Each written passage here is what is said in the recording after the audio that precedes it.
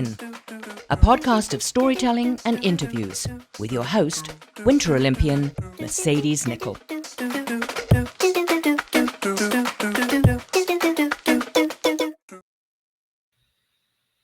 Thank you so much for dropping in. This is series 13, where I'm going to be dropping in and talking about athletes, injuries, recovery, and wellness.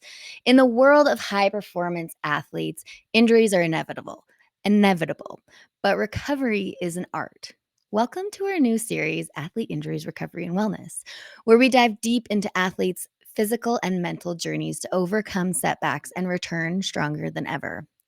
Drop in with athletes, physiotherapists, and wellness experts to explore this 10-episode series. Get inspired and educate yourself on how to care for your body and mind through every challenge. This is episode 111, and we are recording on Tuesday, September 24th, 2024. Let me introduce the next guest. This guest's career highlights include winning a silver medal at the 2010 FIE World Junior Championships and being a double medalist at the 2011 Pan American Games, where he helped Canada's sabre team win gold and claimed an individual bronze medal. In 2012, he secured an individual gold at the Pan American Championships, reaching a career highlight year-end ranking of 23rd. After overcoming a concussion that sidelined him for nearly a year, he made a strong comeback in time for the qualifications of the 2015 Games. He then went on to win 2 silver medals at the 2015 Pan American Games in Toronto before making his Olympic debut at Rio 2016. I'm excited to drop in with this friend, resilient athlete, fencer, and Olympian, Joseph Polossifakis. Okay, your last name's always a mouthful for me. Did I get it Yeah, right? well, it was amazing. I'm sure it took some practice. It did. How are you, Joseph? Great, great. I'm live from Calgary right now. It's 26 degrees in September, which is pretty. I don't know what's going on in the other parts of the country, but I think we're having a little summer comeback here. I think we had that too in Whistler today, but now it's almost getting dark out. I think the weather's changing. Are you ready to drop in on our 10 rapid fire questions that you've never seen before? I'm worried, but I'm ready. Okay. Well, you've already done number 1. Number 1, Okay. where in the world are you today? Okay, Calgary. Awesome. And again, Yeah. these are never rapid. Okay, Number yeah. Well, Yeah. Number 2, what's one thing on your bucket list that you haven't checked off yet? it would have to be skydiving. I have not done that yet. Skydiving. I haven't done that Yeah. either. Okay, Yeah. cool. Very cool. Number 3, if you could compete in any other sport in the Olympics, what would it be? Tennis. I love tennis. What? Should have started earlier. I still hold it's I hold the sword. I could replace that with a racket in one hand. It feels pretty natural. And yeah, I think I'd love tennis, and you could have a nice professional career outside of the Olympics too. So it's a win-win.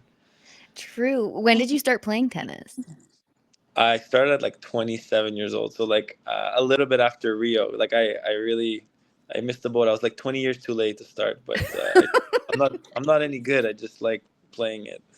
I love tennis. I just took Yeah, tennis lessons, actually. Like, I find it absolutely fascinating and super fun. It puts a smile on my face. yeah, and I like sports where there's like an opponent, right? So it helps. Yeah. We're not competitive at all. No, 0. Okay, number 4. What was your go-to meal before a competition?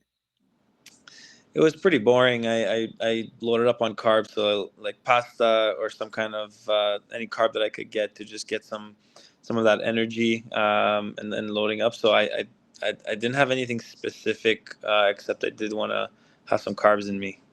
Okay. What was there meat involved? Or I did have meat, for sure, because I like protein and I do like okay. meat as well. But it was I always tried to get some more carbs to be able to burn that. Okay, wild. Number 5, did you have any quirky pre-match rituals? No, the only thing I would do is really like the night before. I'd really set everything that I was gonna wear in the morning. Like put them really on the chair, like set it all up. So like take that away, and then we'll do a little bit of visualization Mhm. the night before. But I try not to have like a particular item or specific, ritual I had to do, Mhm. just so it doesn't, sometimes I feel like that would throw me off if I didn't have that, or if I lost the item, or if I, Totally. didn't feel good doing. But the day before was important. The night before, to make sure like I eliminated any kind of mental stress you could just put on yourself the morning of like trying to look at what you're gonna put on or your stuff, or that just takes energy for nothing. And then visualizing the day and how I show up at the venue, just showing up at the venue, that first warm up, like all Yeah. that stuff could really drain you if you're not ready. I love that. I think visualization isn't talked about enough. So Yeah, that's definitely. awesome. It definitely That's helps. awesome. Number 6, what's the most memorable moment of your fencing careers? Um, I would say one of them is the medals in Toronto at the Pan Am Games 2015, because it was in front of a hometown crowd and it felt like an Olympics, and usually we're always abroad, so that was really nice. But it was also, and we'll probably get into it later, but it was after a whole year of probably the worst year of my life, Yeah. turning into one of the best. So it was like Yeah. a huge turnaround, and culminated with the games. But that was really a huge turning point, and kind of like a whole year, like a redemption for the whole terrible year I Yeah. had. Yeah, I mean, I feel you on that one for sure. yeah, Number 7, what's your let's take it down a notch. yeah, exactly. Here we We go. went real deep for We're a getting, moment yeah. there. These rapid fire questions are turning into longer interview No, styles. that's just the way it goes. Yeah. Number 7, what's your favorite book or movie? Okay, well, my favorite movie, and this, maybe it's not controversial, but it's Dumb and Dumber. It's my favorite comedy. I've seen that like 25 times. I think it's a masterpiece. Like, honestly, I'll debate anybody on saying it's one of the best comedies ever. And I don't usually like rewatching movies too many times. It's the one I've just watched the most. I know like all the Okay. lines in every scene. So I love that you call it a I'll masterpiece. yeah, 100%, and I stand by it. So What yeah. what are your feelings on Dumb and Dumber 2? Terrible. Yeah, I did not like that at all. At Not all. as much of a Zero. I masterpiece. completely forgot it. Like just I didn't want it to ruin my memory of the first one.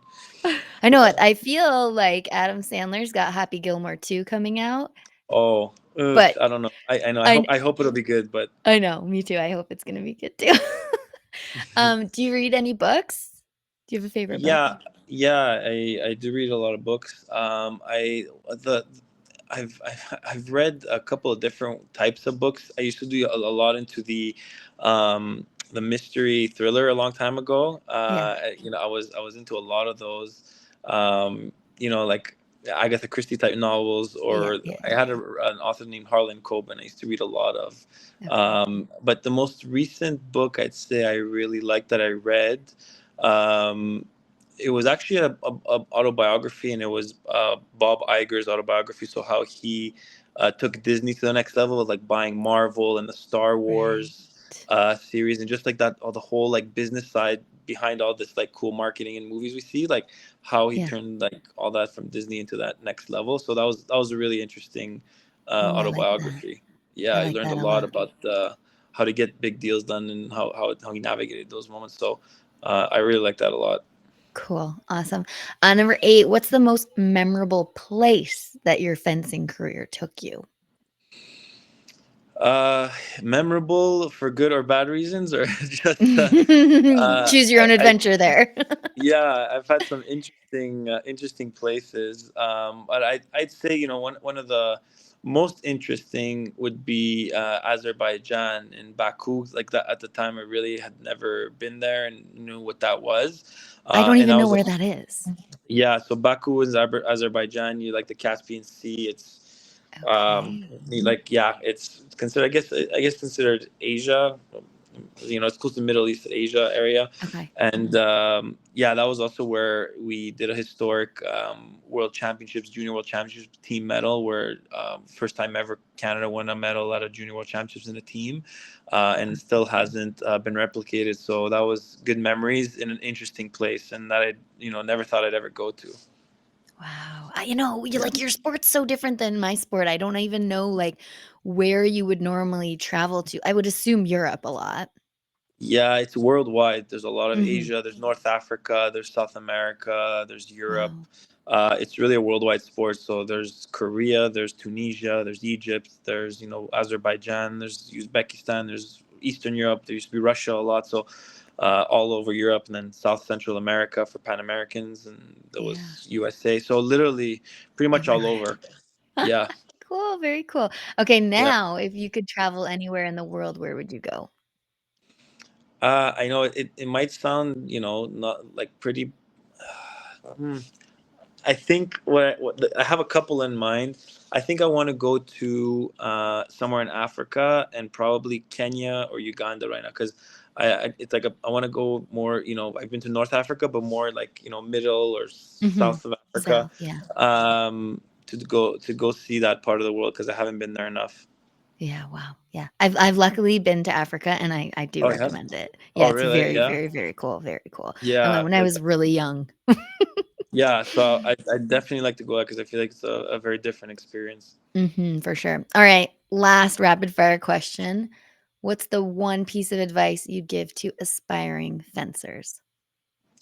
Yeah, aspiring fencers. I I've always, I usually say this, and once again, it's maybe been played a lot, but really enjoying the journey of the sport and where it brings you, and what it makes you become, versus trying to be like, I want to go to the Olympics or I want to medal at like. It's good to have those goals, but Mhm. you can't just be defined by those goals because you'll have setbacks, and then if you don't actually love what you're doing or don't have that passion and you're just going for a result, you'll even get it, but you won't enjoy that whole process overall, and you'll have a little bit of maybe you'll even quit earlier. So really about like enjoying that, and like that helps you persevere, that helps you get over setbacks and injuries, and Yeah. having that why you're doing what you're doing, have a deeper meaning than just like for a medal. I think that helps you go further. It also yeah, just makes you better, and even if you don't hit that target, you've already become a better person, athlete, individual on the way to trying to do that. So I think it's maybe a lot of people hear this, but when you're young, it's good for someone to just keep hammering that message home because you realize that it took me Yeah. a while to actually really realize that that was really the important piece, right? So Yeah. Enjoy the journey. yeah, yeah, It big doesn't time. last forever. No, and what you take out of all this at the end of sport is not even results and stuff. It's the friends you made, the skills you learned, the lessons and life lessons you learned. So that's what really you keep with you. And Totally. medal or not is kind of well, it's relevant, but it doesn't actually define the rest of your life. And the other skills you did gain, and things you learned is what defines the rest of your life. So I totally yeah, agree. Well, you've yeah, done the rapid fire. yeah. Congratulations. The stress Great. is That was fun. off.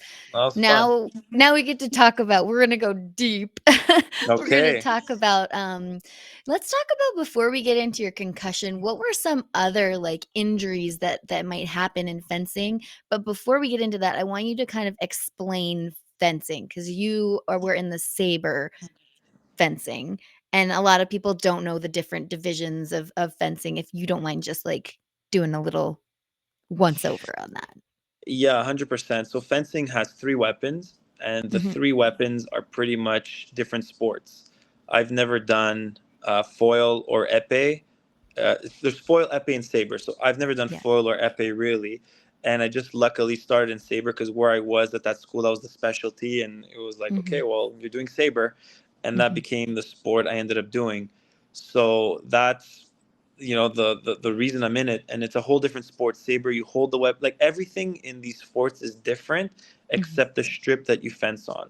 So the Okay. rules, the regulations, the equipment, the what it takes to be good at it, like what it takes physically, mentally, like everything is pretty much different. They have a Yeah. little bit of the foil is a bit of a hybrid, if you would, of the epee and the saber, but Okay. a very very different sport. So mine is where you hold it upwards and you slash instead of trying to hit with a point. And the rule set is Yeah. completely different. Only the top of the from the torso to the head counts. The legs don't count, and it's Mhm. not sort of when both of them touch each other that it's 1-1.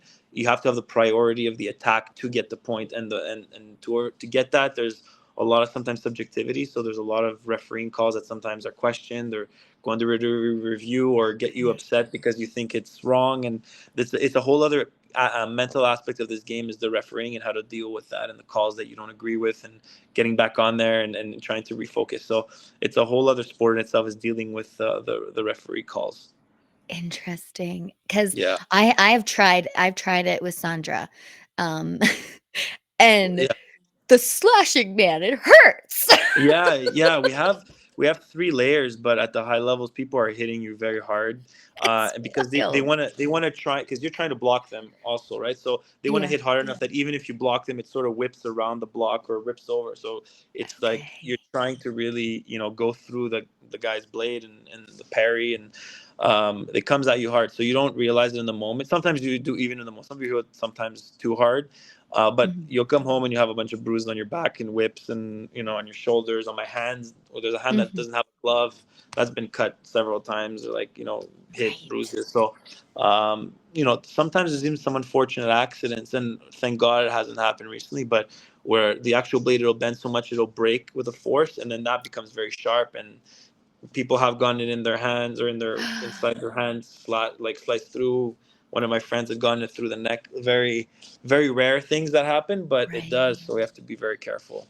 Yeah, okay, so, that does make more sense now that you've explained how it works, the injuries that might, come with it. Let's get into the concussion. How did the concussion come about?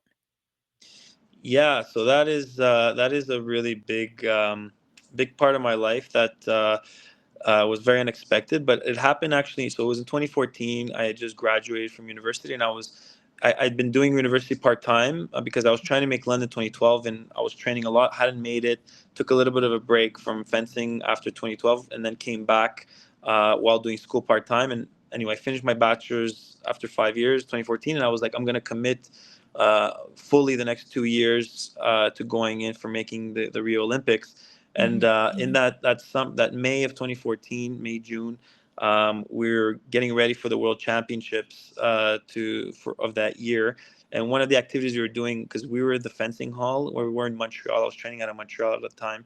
Next to us, we had a boxing hall where the boxers would train, Yeah. and the coach that we were with wanted us to do like a cross training, just like to just do a little cross training skills, fencing and boxing, or combat sports. There's distance involved, there's reaction time, there's understanding distance and parries, blocks and jabs, and just the training would have been fun. So the person who gave us that training to the team was kind of very reckless, and it was our first class there, and he started just giving us some drills, and he's like, at the end, he's like, oh, you guys should get in the ring, just get a feel of what what it's like in there. And he just put random, Boxing.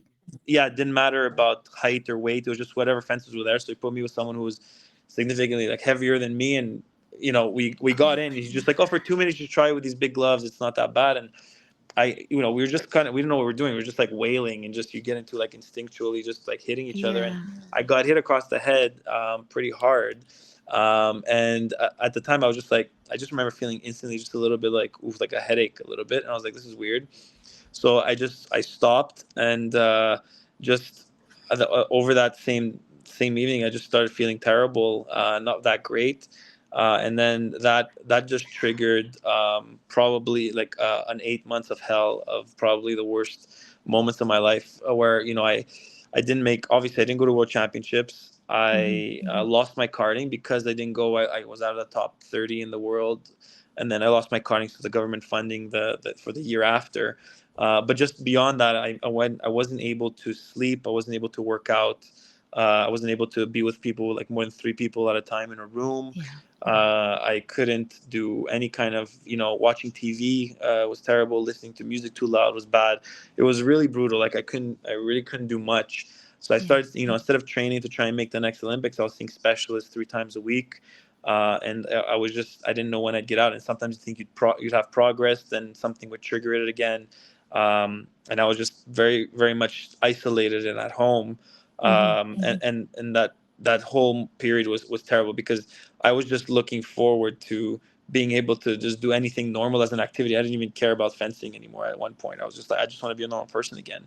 Yeah, And yeah. that those thoughts creep into your mind, because there's no end date in sight, and you're like, maybe I'm gonna be like this forever. I had like a ringing in my ear that was always there, also, that started. And it took a good solid 8 months of a lot of that therapy and different treatments and rest. And But during that time, and maybe you know it too, a lot of my life changed because I also, after a while, when you start being isolated, you sort of see which also people from around you, which friends you thought maybe were good friends, but also were maybe not there when it was like after a certain time, it was still hard to keep in touch with you. That you kind of like, oh, whatever, you just sort of forget about you, or some Mm-hmm. people that were in your life in these times that were still there. And like it actually just changed my whole concept of sometimes friends and life and what was important. It was Yeah. beyond just an injury, right? It changed a lot for me. There's like a before and after that concussion for my life personally.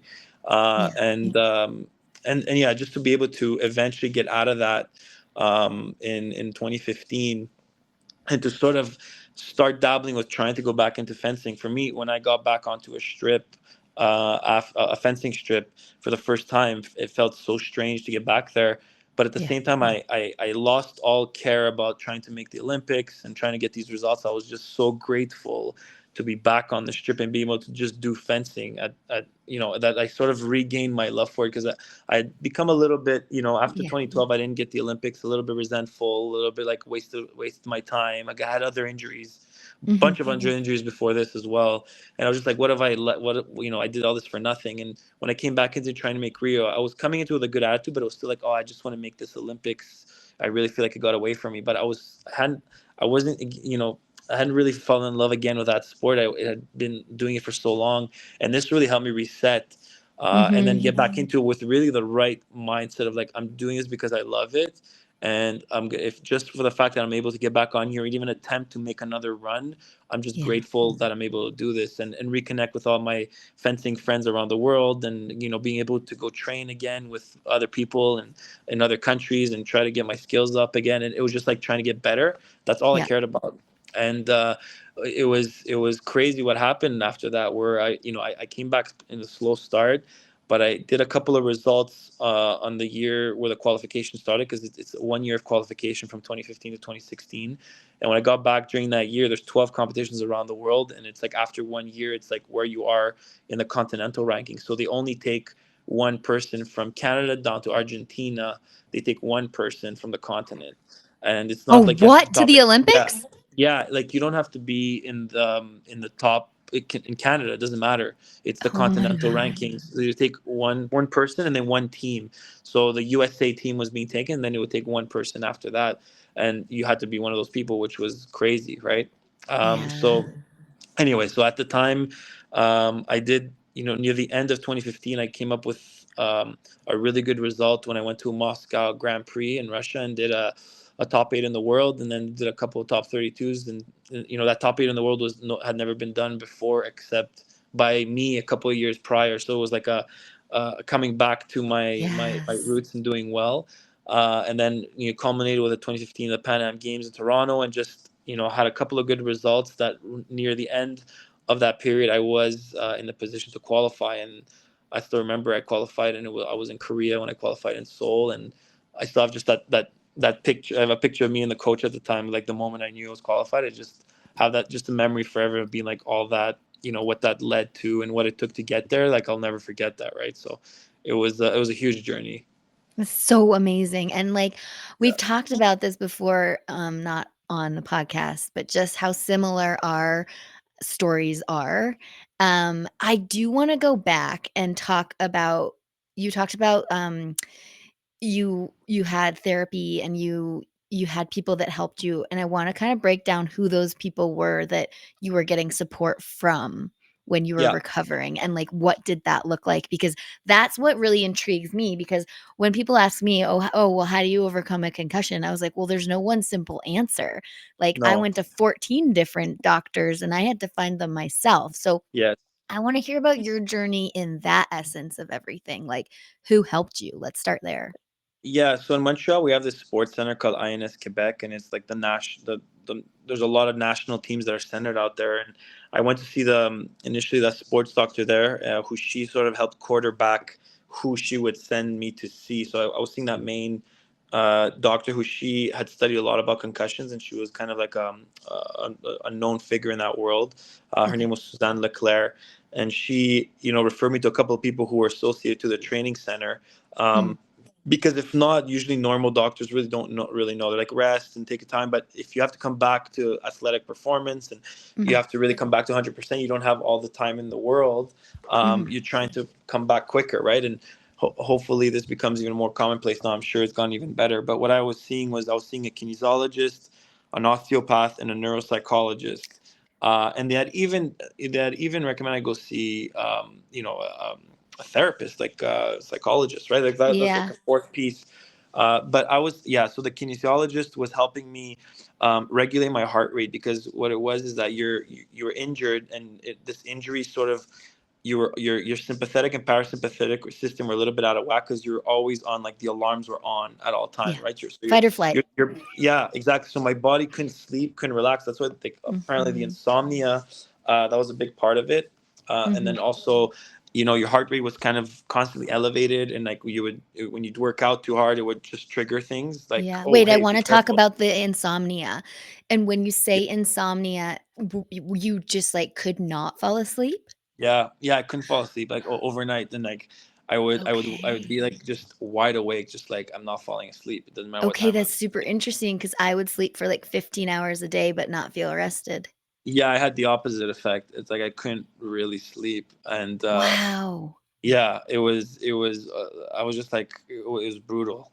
So what did the so I kinesiologist do to align that and get that so it would better? start it would start slowly, where we'd put a heart rate monitor, and then we'd go on like a treadmill, and Yeah. he'd slowly just start bringing up the incline with a little Okay. bit of slow speed, and just waiting until your heart rate goes to a certain rate, to like a limit. Then Yeah. we'd bring it back down, and then hopefully going back down. Then we'd go and bring it back up a little bit, then back down, so your body could start knowing, once again, to regulate the highs and the lows, instead of always being at one, or like jumping too quick and then panicking.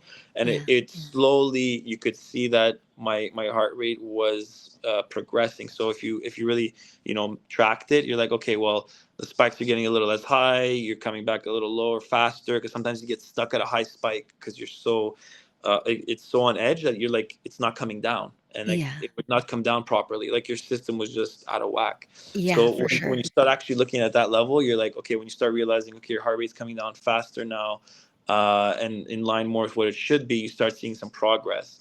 So that was one big element.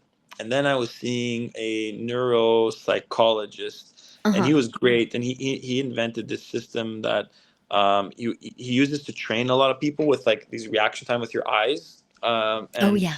it's like a machine with these eyes. So I was using that a lot. And then these other exercises with like this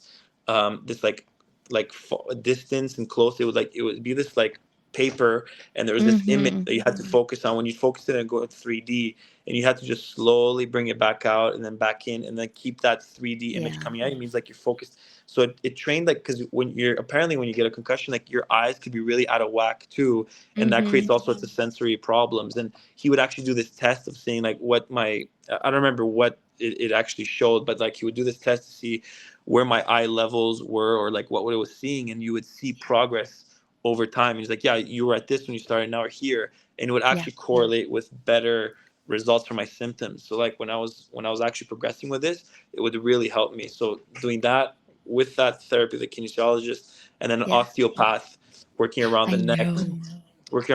and the mouth, like all the sensory. I even did acupuncture. I remember doing acupuncture as well. I was just throwing everything at this, I and my just jaw dropped my jaw dropped when you said osteo because I think that is so, undervalued in Canada. I know in Europe yes. it's, like, huge, but I think in Canada, I think that is, like, oof, the bee's knees also. Yeah, it's nuts, because I came here. I mean, in Calgary, I find there's a lot of chiropractors, less osteopaths. Mhm. But I find out east in Montreal, I felt like osteopaths were a little bit more prevalent than here. Yeah. But I mean, I don't mean, I thought they were doing like magic to me. They're like, I know, they'll that's they'll how I explain it they'll work too. with like the whole body, and I had some real good help with that. But I was just trying to do everything and make it work. But I think Yeah. that group of 3 to 4 therapists, and seeing Yeah. them often really helped accelerate it, Yeah, the only recovery. 8 months. I mean, I say Yeah, only 8 months because mine it was took 2 yeah, years. yeah. And seriously, it was 8 months of hell. But I'm I'm Yeah. I'm wondering, like, this could have gone even longer. right? I Yeah, could have if gone you to didn't football. have such a solid group around you. Yeah, I mean, very, yeah, very lucky to have that. Um, yeah. it's so fascinating, I find, and I've talked to other athletes about this, is the you talked about this earlier, is the want to get like kind of sport or anything normal back in your life. And there's Yeah. like a different drive, I think, from athletes that have been in the elite world to actually pursuing that and getting to that level. What do you think like it is in your brain or our brains that are like, no, you're saying no, I'm saying yes, I'm going to and I will. Like where do we get that drive and grit? Yeah, I don't know. I have to go do some deep childhood Deep memories. I childhood. don't know. Yeah. Yeah, I'm Yeah, gonna yeah, turn it into yeah. therapy session. But like, I think you're. I don't know. It's probably a mix of nature and nurture, Mhm. and the environment you've grown up in, a little bit of how you are, and maybe if you have both of those tendencies, it tends to accelerate that and put you into overdrive of, you have maybe a tendency of having those thoughts, and then something in your environment, you're motivated. But yeah, it's a tough question to answer of what that is. I wonder if Usually, it's, like, the people we surround ourselves with as well. You're like, "Well, yeah. I wanna get back to that." I don't know, I knew all I wanted was to get sport back in my life because that's what I loved, and maybe it does have to do with, like, a passion of staying active. Yeah, yeah, because I felt like terrible during that time, and Yeah. I want to be able to be doing what I love to do. And the problem with concussions is that your willpower, unfortunately, doesn't help you actually get over symptoms, and you can't push through it. Because I did, No. and this was something I didn't mention, but what happened was that 2 weeks after I got hit, I was feeling better, and I Mhm. went back to fencing, and I was like, I'm good, I'm gonna say. I went back to fencing. I felt okay, and then Yeah. 2 weeks after that, I don't know what happened. I sort of bumped my head just randomly, and at night, just a little hit, like a little bump, like you wouldn't even notice, and I was just like, oh, it feels a little off, and I remember just going back at night and we're driving home, and then like the alarm bells really started ringing, and then that's when I fell into the really bad Mm. symptoms. So it's as if I was sort of like, after 2 weeks, I was like, oh, I feel okay. I'll get back to my activities. I'm pushing through this. We're ready to go. I have Olympics, and like I was overdoing it. I should have Yeah. just given myself like over a month, maybe 3 months, just really not do anything, because fencing, you still get contacts. You get hit on the head on the it's not a very simple. You're going fast. You're changing directions quickly. Your neck's kind of bobbling. You have a little bit of contact. So I think over time, after those 2 weeks, I came back a little too quick, and then I Yeah. was still fragile, but I was like, I could pull through this. And then actually, went out, and I couldn't do anything anymore for another 8 months. And that was another lesson of like, take the real time you need, and don't try to push through this one, because you just keep delaying the inevitable. And that's a hard thing for an athlete to accept, because you always want to try and push through things, right? Yeah. Uh, Yeah. and 100%. and I skipped some other parts too within the concussion, where I was trying to come back, and I got other injuries, which just compounded everything. So it was a tough time. I mean, personally, I learned so much patience that I did not know was available in my body Yeah, because, same as you, I'd be like, "Oh, I'm better. Let's try this," and then I'd just fall right back down. I'd feel like so sick. I'd feel awful. I'd be like, "Oh my gosh, when's this gonna be over?" And like, yeah, I think it's transformative. It's not fun. It's not anything I recommend, but, I do believe that there's, like, a time and a place that things are gonna happen in your life and to learn, and come out so much better, a person out of yeah, that. It's, like, 100%. such a weird experience to explain. You're like, "It was hell, and now I have, like, a lot more love for life," I feel, Oh my God, personally. yeah, yeah. And it's hell, and it's an invisible hell that people can't really see. So, which is Yeah, harder, right? yeah. And at one point, people start thinking it's in your head, or they start, thinking, oh, it's not that bad, right? And that Mhm. was the point where it's like, no, like, you don't get this. Like, it's I look maybe okay or normal when I'm talking to you right now, but I'm like Yeah. I'm struggling, right? And just any simple little win of the week would make me happy. I was like, the only thing I was able to do at some point was play a board game with like two people around me, because it was like there was no visual stimulation. It was just like on a board, and like my biggest thing I was looking forward to was like the end of the week where I could play a board game with some people, and Right. like that was the happiest moment of my life at the time, right? It was just like the small things become what you're grateful for, and you're like, wow, this is something I was just like anything you were taking for granted before, of going Yeah. to a restaurant, with 12 people around you in a restaurant and being able to sit there for more than 3 hours without having to Yeah. leave. I was like, I just want to be able to do that again, just be a normal person. I So you get also back to find that it, baseline. yeah. I also Yeah. find it validating that like I have a lot more sympathy for people now. Yes. People that haven't been through a concussion, they're not gonna really get it. They're gonna be like, all right, like I don't really get it, but like Yeah. just get over it. And you're like, Yeah. well, if you do have a concussion, there are people out there that are very sympathetic and they know what you've been through, and it's good to like reach out and talk to those people. Yeah. Definitely. That's 100%. You develop a lot more sympathy and empathy towards others. Mhm. Regardless of if, even if it's not a concussion, other injuries that if people struggling, you're like, I've been in that situation, and you don't want that on anybody. No, totally not. I do wanna ask you now about wellness, like, how's your body? You're a retired athlete now. Is there anything that you do to kinda, like, keep yourself well?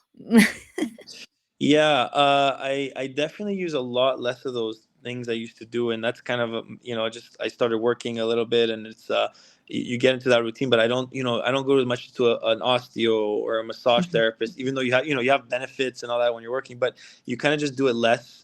Yeah. And the sports that I do, I just do really just for fun. I try not to get competitive because I could get upset at myself Yeah, right. Yeah, right, when I'm you not don't as get good. competitive. Yeah, but the thing is that I get competitive in sports that like people have been doing for 20 years, and that Yeah. I'm like I'm not as good at other sports as was at fencing, so it's just frustrating.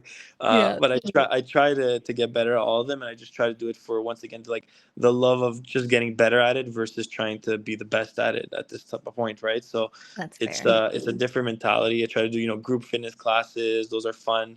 Going to the gym is a little bit harder for they just going to the gym for the gym without any like goal to it ties to it. That was hard for me too. So trying to like embrace that journey of just going to the gym just to like I do know. gym, that was a little harder for me. So I preferred a lot of like playing sports or group activities, or fitness classes are funner for me, right, in a way, Yeah.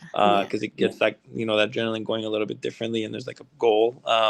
So that's kind of what I've been trying to do, but I do want to be a little bit more mindful of preventatively, doing some therapies and getting that, because I know a lot of the old injuries could come back to haunt you, and I've been lucky that none of them have been too bad that I'm like completely not able to do other sports.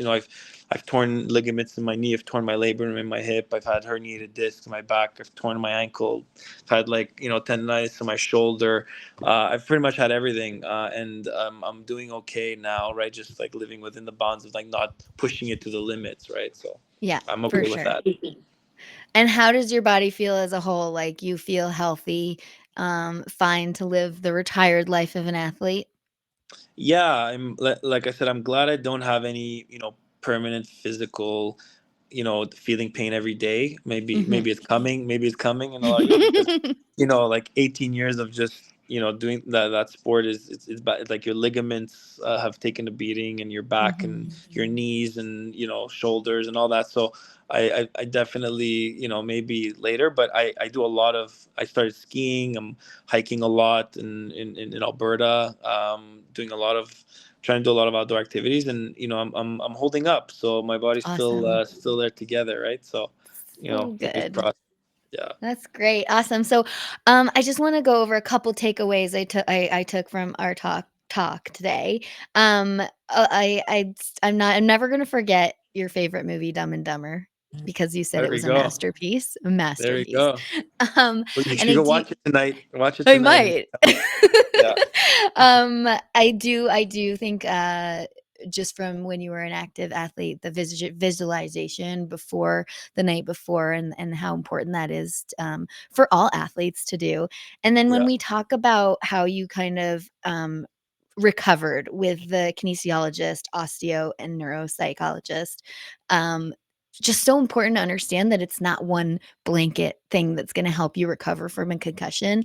And I think this might be one of the key takeaways, was that you have to take the time to recover. Yes, that one is especially important and the Yeah, hardest, because exactly. when I tell you have an injury but I have no idea when you'll get better, it's Yeah. really it's depressing. Like it's Mhm. that's the moment where, like, you wake up every day with a headache, a blinding headache that never goes away no matter what you do every day, and you're Yeah. like, is this gonna be it forever? And like there's no light at the end of the tunnel sometimes. You're like, wow. And when I was talking to it was the kinesiologist, but it was a psychologist as well, who was saying, when you get hit in the head with a concussion, it sort of affects the same levels of depression, and you do go into moments of depression. And like I felt some of those times like very, very low, and I was like, Yeah. this is bad. And thank God I was able to get out of it. And I know a lot of people, it's hard to get out of those moments, but it's very real, and that feeling is very hard to kick sometimes. So it's very Totally. important to like do it right, and have that patience, and know that in the end things will get better, and that no matter, just don't give yourself a hard timeline, because then you'll always be disappointed. Oh, I'll be good in 2 weeks, I'll be good, it should be good by 3 months. It Yeah. doesn't mean it's 3 months. That's crazy, right? And I'd get to 3 months and I'm like, I'm still bad, I and like that know. would kill me, so I think that patience is important. Totally, totally. Well, Joseph, thank you so much for dropping in with us today. Where can people follow you if they want to find you online? Yeah, so I have a long Greek name, but I shortened it for the online. On Instagram, it's J underscore Polo, Polo. All my friends call me Polo, which is shorter. And you can find me there on Instagram. I'm on X also, LinkedIn. If you want to find me on LinkedIn, I've got some updates there.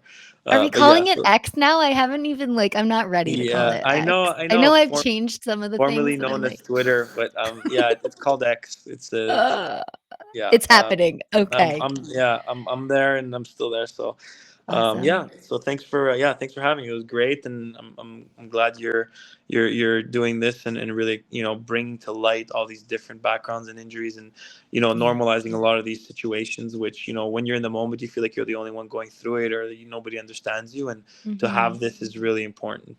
Awesome. Well, thank you so much. Yeah, anytime. All right. If you want to follow this series, this was the first of 10 in this series, and follow Dropping In on social media on Facebook and Instagram. You can subscribe on YouTube. And you can always hop over to www.droppinginwithmercedes.com to see what's going on the website there. Thanks so much for dropping in today. You can find everything you want to know about Dropping In with Mercedes at droppinginwithmercedes.com.